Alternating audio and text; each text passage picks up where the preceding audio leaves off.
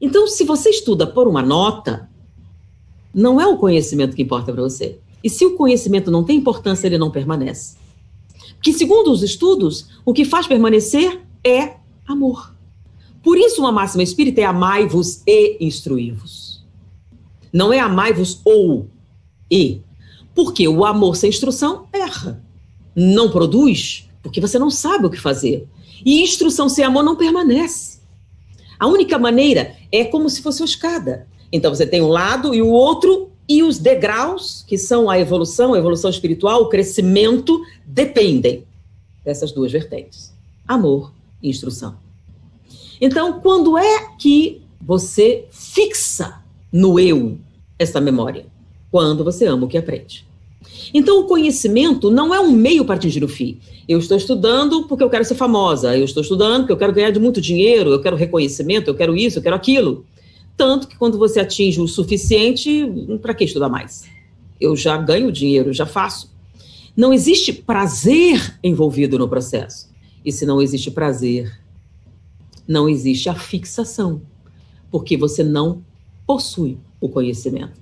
Ele passa por você. E, em muitos casos, fica aquele brilho. Então, parece que sabe, mas, como dizia Ais, quem sabe, fala simplesmente. Então, as pessoas usam de todo tipo de subterfúgio, mas não é. Então, o Alzheimer, na verdade, ele não te tirou nada. E aí, quando você morre e esquece essas marcas biológicas, por que eu não lembro? Porque você não sabe. Claro que eu tenho o diploma. Sim, mas você tem um diploma, mas não tem o conhecimento. O diploma é só um papel que afirma que você tem o conhecimento.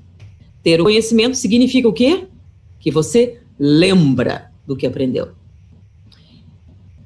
Então, muda um pouquinho a maneira com que a gente enxerga a memória. Então, o problema não é bem o Alzheimer. O problema é como você arquiva essa memória e de que tipo de memória. Mas, quando a gente encontra estados de memória excepcionais, então, por exemplo, o Dr. Bennett, ele mostra um matemático.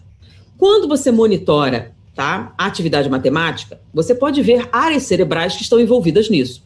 É claro, então você, para realizar certa operação matemática, você tem que ter lembranças, por exemplo, tem que saber as regras, tem que saber a multiplicação, isso e aquilo. Se você esquecer isso, você não vai poder multiplicar.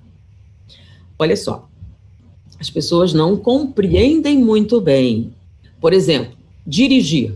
No início, para aprender a dirigir, você tem que pensar sobre isso, você tem que elaborar isso. Passado algum tempo, quando você está dirigindo, você não pensa nada.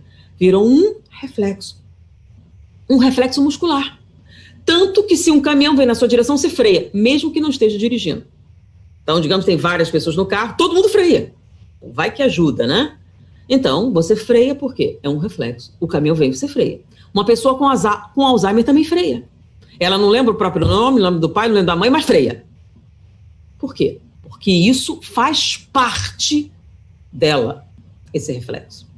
Quando você entende um determinado conceito e você se apaixona pelo efeito desse conceito em sua mente, isso te abre possibilidades, você tem um sentimento, isso se incorpora à sua maneira de ser e de pensar. Então, quando você observa alguma coisa, você automaticamente reproduz esse padrão. Então, o que é verdadeiramente matemática? É decorar fórmula? De jeito nenhum.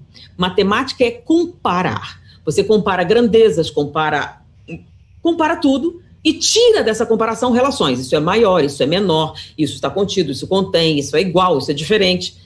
Isso é matemática, é a observação de grandezas. Tanto que a matemática na Grécia não tinha números. Os números são posteriores.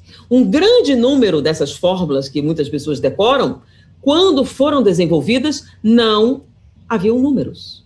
O teorema de Pitágoras. Cadê o número? Não tinha, naquela época não tinha. Os números são posteriores. Então, não eram fórmulas para você realizar determinados abstratos sem nenhuma relação com a realidade. Então, a matemática, quando entendida, ela se incorpora na sua maneira de pensar. Então, quando você tem um olhar matemático, o que você faz? Olhou, automaticamente compara. Automaticamente faz uma relação com o seu corpo. Então, se tem tantas vezes, tantas polegadas, tantos pés, tanto isso, tanto aquilo, automaticamente você compara a sombra que o sol faz sobre uma árvore e daí você tira a distância da Terra ao Sol. Espera aí, como é que é? Matemática. E por aí vão uma série de outras relações. Então, o que ele observou? Em geral, quando você analisa alguém realizando uma atividade matemática, você tem uma intensa atividade na memória, mas não todos os matemáticos. Alguns matemáticos, não. Alguns matemáticos incorporaram de tal maneira o conceito que eles não precisam pensar para serem matemáticos. Eles o fazem como se fosse um instinto.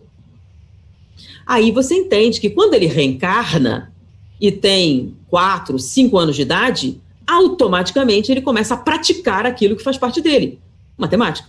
Então é esse menininho de 6 anos que faz operações de 19 dígitos mais rápido que o computador da NASA. Ou Kim Wang-Wong, que com 6 meses começou a falar e com 2 anos já falava vários idiomas, com correção. Então, eu falo português ou eu falo japonês. Então, na próxima encarnação, você já vem bilíngue? Não. Você fala mesmo português ou você repete coisas? Como assim? É claro que eu falo português. Você compreende esse conceito da língua? Você compreende? Se nós fizermos uma prova de português, você vai passar? Você entende o aspecto conceito? Não. Na verdade, a língua é só um meio para atingir o fim. Inclusive, eu escuto umas pessoas assim, não, eu prefiro o filme dublado porque eu não gosto de ler. Aprendeu a ler na escola e ela usa isso que ela aprendeu apenas para saber se a carne está na validade. Nunca mais lê um livro.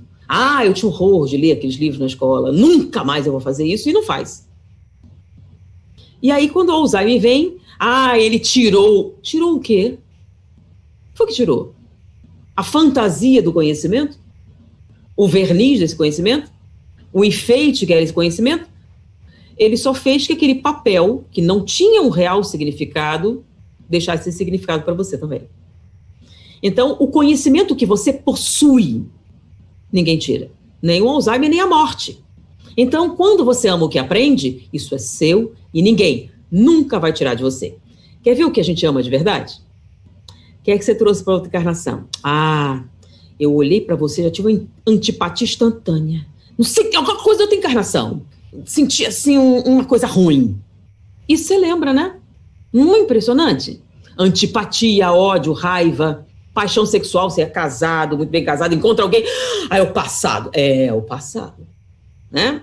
Então, o passado te traz sexo, o passado te traz ódio, inimizade, arquitetura que é bom não, né? Matemática, química, física, biologia. Você só lembra de coisa ruim. Porque é o que a gente ama. Então, o que é que a gente se prende? Uma vez eu fiz uma brincadeira, né? Se sentiu ofendida com a pessoa e ela repetia aquilo constantemente. Querida, eu não entendo o sentido disso. Você tem um marido lindo, gostoso, por que você fica preocupado com o vizinho feio? Não é verdade? Pensa bem, o tempo que você perde. Vamos lá, você não gosta da pessoa? Você está dando para ela um tributo. Você pensa nela 24 horas do dia, em vez de pensar em alguém mais agradável. Pensa nisso. O que você valoriza mais? Alguém te ofendeu. E aí tem um filme novo na Netflix maravilhoso. O que você faz? Não consegue ver o filme porque você está pensando na ofensa. Quer dizer, o que você mais valoriza? Nem Netflix é mais importante do que a raiva. Então, onde está realmente o seu tesouro? Lembra o que a gente fala do Evangelho? Onde está o seu tesouro? É onde está o seu coração. Então, vamos pensar nas coisas que você valoriza. Você guarda rancor, guarda aborrecimento, porque isso é importante para você. Então, se você guarda com tanto cuidado esse rancor, essa raiva, a vingança, é porque isso é muito importante. Então, o que é que acontece? Isso permanece. É a sua memória. Então, tudo se apaga, mas fica a falta de educação. Tudo se apaga, mas fica... Não é engraçado? A gente tem um verniz social, né? Então, você finge. Aí, quando vem a demência, você mostra alguns aspectos da sua personalidade que você mantinha oculto por um verniz de civilidade.